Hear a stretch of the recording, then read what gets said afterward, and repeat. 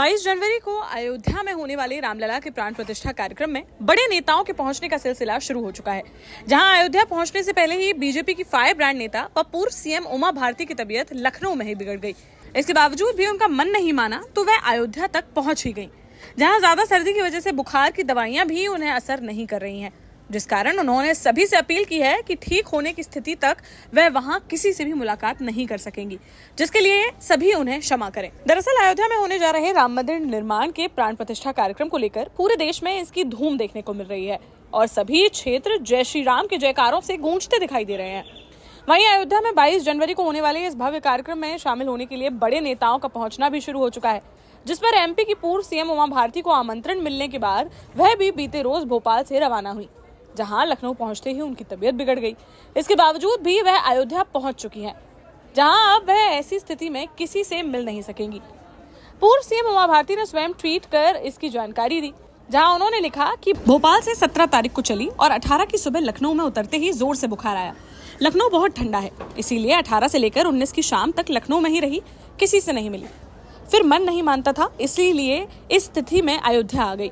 यहाँ बहुत ठंड है, इसीलिए बुखार की स्थिति में भी दवाई खाने से परिवर्तन नहीं हो रहा है।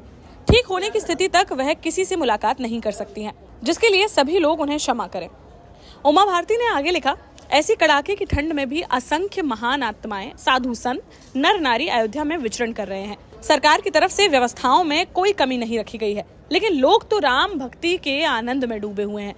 सब तरफ से सीताराम सीताराम या राम धुन ही सुनाई दे रही है। लगातार 500 साल तक चले किसी अभियान का ऐसा अद्भुत, गौरवपूर्ण एवं आनंदपूर्ण समारोह सृष्टि में कभी नहीं हुआ होगा।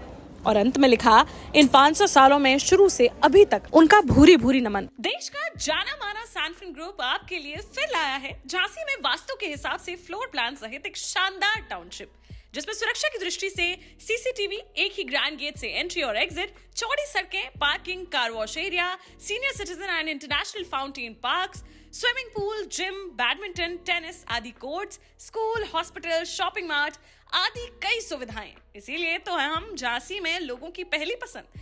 12 साल पहले अपने स्टार्टअप के साथ ही योग्य नेतृत्व, अनुभवी टीम और सक्षम सेंट्रलाइज और उत्तरदायी प्रबंधन के बल पर सबको घर गुणवत्ता के साथ समय पर घर की योजना के तहत सैनफिन समूह ने बहुत ही कम समय में 1500 से ज्यादा यूनिट्स को दिया है कब्जा। समय पर डिलीवरी से हमारे ग्राहकों में बड़ा है विश्वास और मिली है संतुष्टि। सैनफिन समूह ने बहुत कम समय में Sanfin Ashok city, green homes residency, green homes city, Sanfin Ashok valley, Delhi public school, Sanfin शाखा, केन सैनफिन अस्पताल सहित कई अन्य परियोजनाओं के साथ नई झांसी के निर्माण में स्थापित किया है एक बड़ा मुकाम। तो आप भी आज ही आइए अपने परिवार के साथ और कीजिए अपने सपने साकार।